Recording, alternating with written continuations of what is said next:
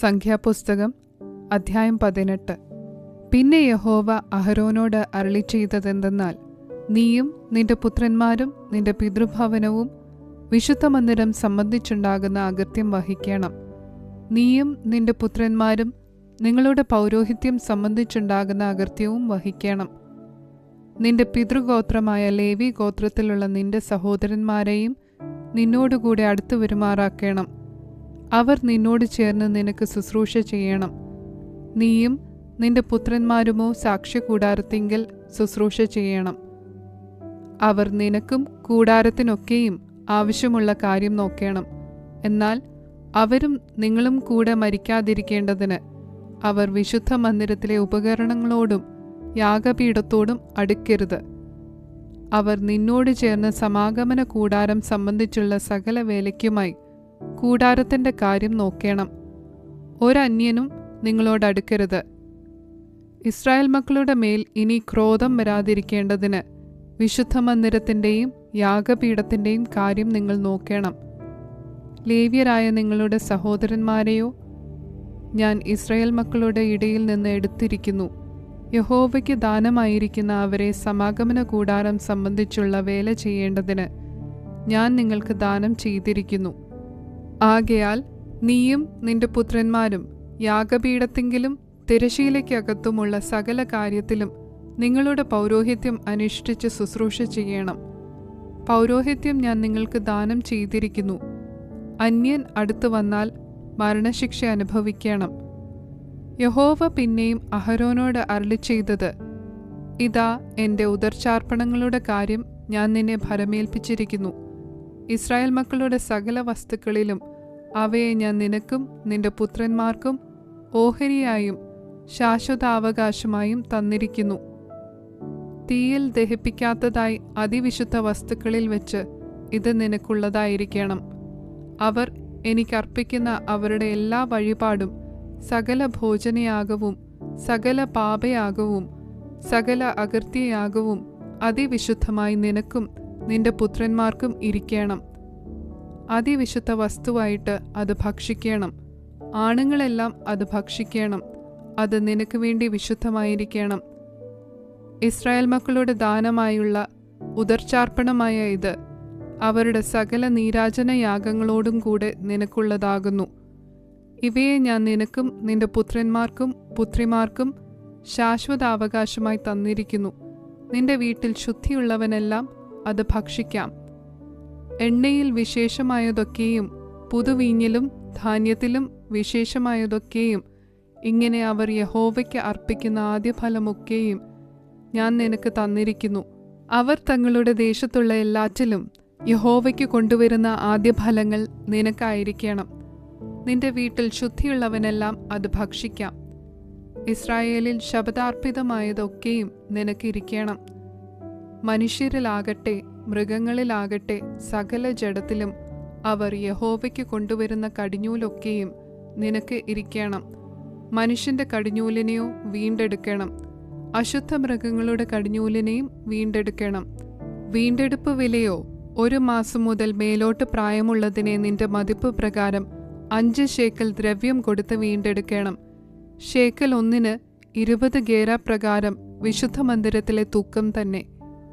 എന്നാൽ പശു, ആട്, കോലാട് എന്നിവയുടെ കടിഞ്ഞൂലിനെ വീണ്ടെടുക്കരുത്. അവ വിശുദ്ധമാകുന്നു.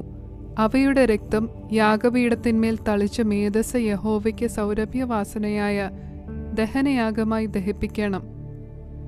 നീരാജനം ചെയ്ത നെഞ്ചും വലത്തെ കൈക്കുറകും നിനക്കുള്ളതായിരിക്കുന്നത് പോലെ തന്നെ അവയുടെ മാംസവും നിനക്ക് ഇരിക്കണം.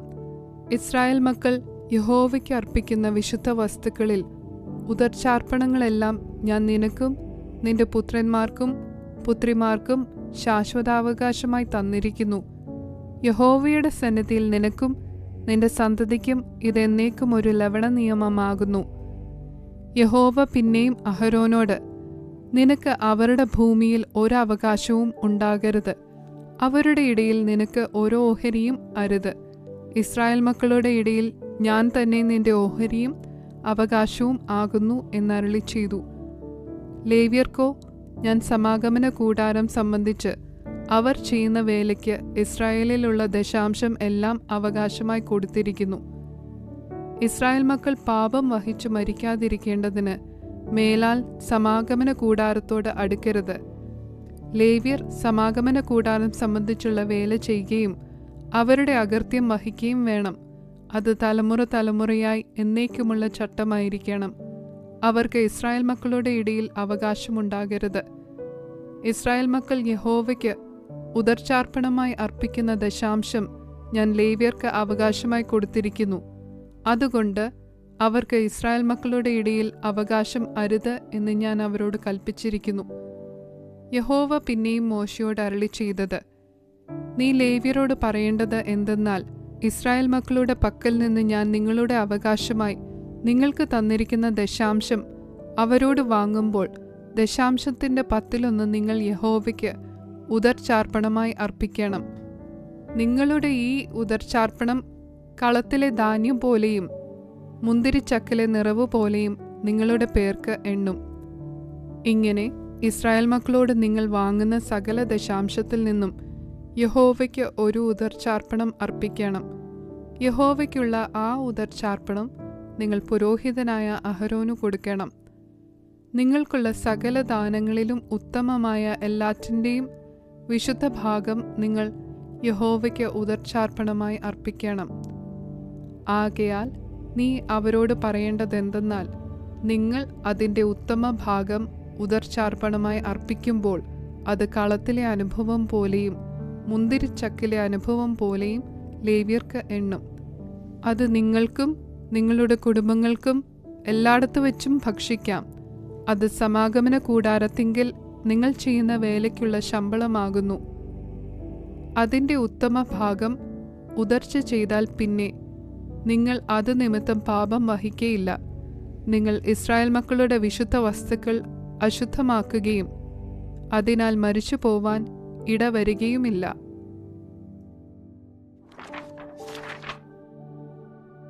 സംഖ്യാപുസ്തകം അധ്യായം 19. യഹോവ പിന്നെയും മോശയോടും അഹരോനോടും അരുളി ചെയ്തത്, യഹോവ കൽപ്പിച്ച ന്യായപ്രമാണം എന്തെന്നാൽ, കളങ്കവും ഊനവുമില്ലാത്തതും നുകം വയ്ക്കാത്തതുമായ ഒരു ചുവന്ന പശുക്കിടാവിനെ നിന്റെ അടുക്കൽ കൊണ്ടുവരുവാൻ ഇസ്രായേൽ മക്കളോട് പറക. നിങ്ങൾ അതിനെ പുരോഹിതനായ എലയാസാറിൻ്റെ പക്കലേൽപ്പിക്കണം. അവൻ അതിനെ പാളയത്തിനു പുറത്തു കൊണ്ടുപോകുകയും ഒരുവൻ അതിനെ അവൻ്റെ മുൻപിൽ വെച്ച് അറുക്കുകയും വേണം. പുരോഹിതനായ എലയാസാർ വിരൽ കൊണ്ട് അതിൻ്റെ രക്തം കുറെയെടുത്ത് സമാഗമന കൂടാരത്തിൻ്റെ മുൻഭാഗത്തിന് നേരെ 7 പ്രാവശ്യം തളിക്കണം. അതിൻ്റെ ശേഷം പശുക്കിടാവിനെ അവൻ കാൺകെ ചുട്ടു ഭസ്മീകരിക്കണം.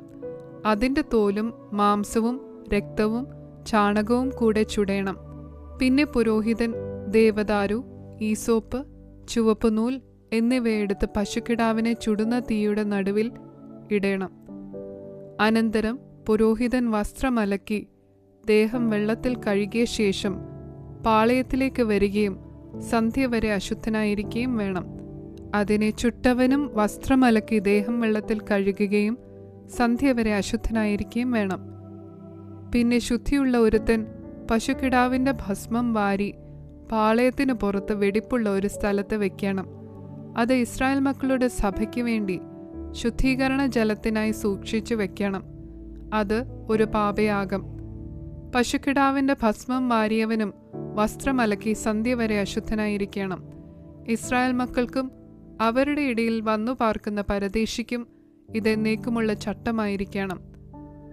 യാതൊരു മനുഷ്യൻ്റെയും ശവം തൊടുന്നവൻ 7 ദിവസം അശുദ്ധനായിരിക്കണം. അവൻ 3-ാം ദിവസവും 7-ാം ദിവസവും ആ വെള്ളം കൊണ്ട് തന്നെത്താൻ ശുദ്ധീകരിക്കണം. അങ്ങനെ അവൻ ശുദ്ധിയുള്ളവനാകും. എന്നാൽ 3-ാം ദിവസം തന്നെ ശുദ്ധീകരിക്കാഞ്ഞാൽ 7-ാം ദിവസം അവൻ ശുദ്ധിയുള്ളവനാകയില്ല. മരിച്ചുപോയ ഒരു മനുഷ്യൻ്റെ ശവം ആരെങ്കിലും തൊട്ടിട്ട് തന്നെത്താൻ ശുദ്ധീകരിക്കാഞ്ഞാൽ അവൻ യഹോവയുടെ തിരുനിവാസത്തെ അശുദ്ധമാക്കുന്നു. അവനെ ഇസ്രായേലിൽ നിന്ന് ഛേദിച്ച് കളയണം. ശുദ്ധീകരണ ജലം കൊണ്ട് അവനെ തളിച്ചില്ല. അവൻ അശുദ്ധൻ. അവൻ്റെ അശുദ്ധി അവൻ്റെ മേൽ നിൽക്കുന്നു. കൂടാരത്തിൽ വെച്ച് ഒരുത്തൻ മരിച്ചാലുള്ള ന്യായപ്രമാണമാവിത്. ആ കൂടാരത്തിൽ കടക്കുന്ന ഏവനും കൂടാരത്തിൽ ഇരിക്കുന്ന ഏവനും 7 ദിവസം അശുദ്ധനായിരിക്കണം. മൂടിക്കെട്ടാതെ തുറന്നിരിക്കുന്ന പാത്രമെല്ലാം അശുദ്ധമാകും. വെളിയിൽ വെച്ച് വാളാൽ കൊല്ലപ്പെട്ട ഒരുത്തനെയോ മരിച്ചുപോയ ഒരുത്തനെയോ മനുഷ്യന്റെ അസ്ഥിയെയോ ഒരു ശവക്കുഴിയെയോ തൊടുന്നവൻ എല്ലാം 7 ദിവസം അശുദ്ധനായിരിക്കണം. അശുദ്ധനായി തീരുന്നവനു വേണ്ടി പാപയാഗം ചുട്ട ഭസ്മം എടുത്ത് ഒരു പാത്രത്തിലിട്ട് അതിൽ ഉറവ് വെള്ളം ഒഴിക്കണം. പിന്നെ ശുദ്ധിയുള്ള ഒരുത്തൻ ഈസോപ്പ് എടുത്ത് വെള്ളത്തിൽ മുക്കി കൂടാരത്തെയും സകല പാത്രങ്ങളെയും അവിടെ ഉണ്ടായിരുന്ന ആളുകളെയും അസ്ഥിയെയോ കൊല്ലപ്പെട്ട ഒരുത്തനെയോ മരിച്ചുപോയ ഒരുത്തനെയോ ഒരു ശവക്കുഴിയെയോ തൊട്ടവനെയും തളിക്കണം. ശുദ്ധിയുള്ളവൻ അശുദ്ധനായി തീർന്നവനെ 3-ാം ദിവസവും 7-ാം ദിവസവും തളിക്കണം. 7-ാം ദിവസം അവൻ തന്നെ ശുദ്ധീകരിച്ച് വസ്ത്രമലക്കി വെള്ളത്തിൽ തന്നെത്താൻ കഴുകണം. സന്ധ്യയ്ക്ക് അവൻ ശുദ്ധിയുള്ളവനാകും. എന്നാൽ ആരെങ്കിലും അശുദ്ധനായി തീർന്നിട്ട് തന്നെത്താൻ ശുദ്ധീകരിക്കാഞ്ഞാൽ അവനെ സഭയിൽ നിന്ന് ഛേദിച്ചു കളയണം. അവൻ യഹോവയുടെ വിശുദ്ധ മന്ദിരം അശുദ്ധമാക്കി. ശുദ്ധീകരണ ജലം കൊണ്ട് അവനെ തളിച്ചില്ല. അവൻ അശുദ്ധൻ. ഇത് അവർക്ക് എന്നേക്കുമുള്ള ചട്ടമായിരിക്കണം. ശുദ്ധീകരണ ജലം തളിക്കുന്നവൻ വസ്ത്രമലക്കണം. ശുദ്ധീകരണ ജലം തൊടുന്നവനും സന്ധ്യ വരെ അശുദ്ധനായിരിക്കണം. അശുദ്ധൻ തൊടുന്നതെല്ലാം അശുദ്ധമാകും. അത് തൊടുന്നവനും സന്ധ്യ വരെ അശുദ്ധനായിരിക്കണം.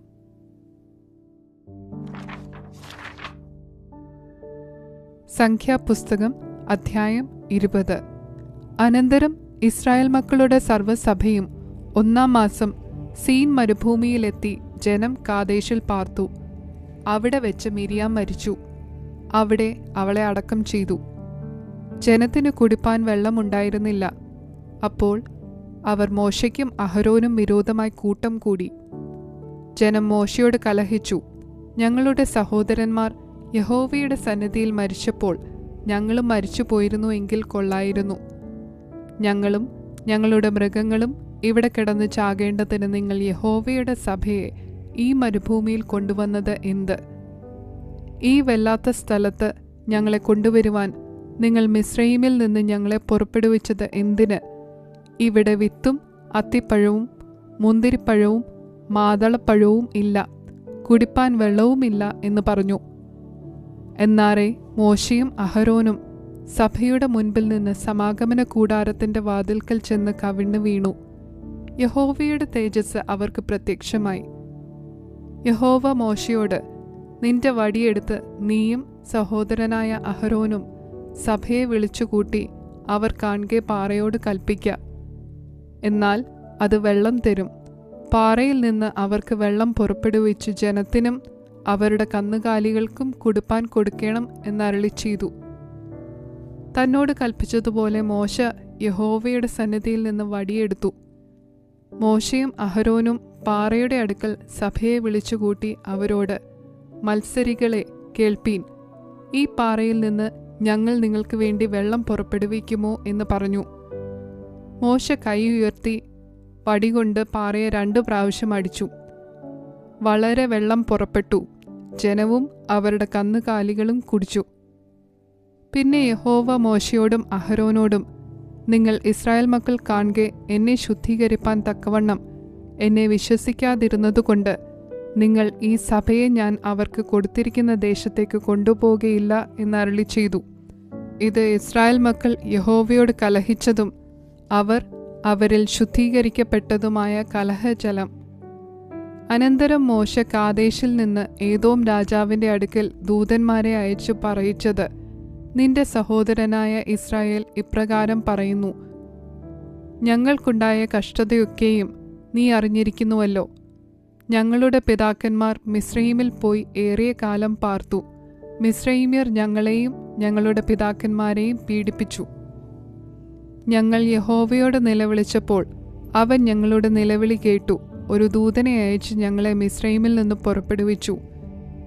ഞങ്ങൾ നിന്റെ അതിരിങ്കലുള്ള പട്ടണമായ കാദേശിൽ എത്തിയിരിക്കുന്നു.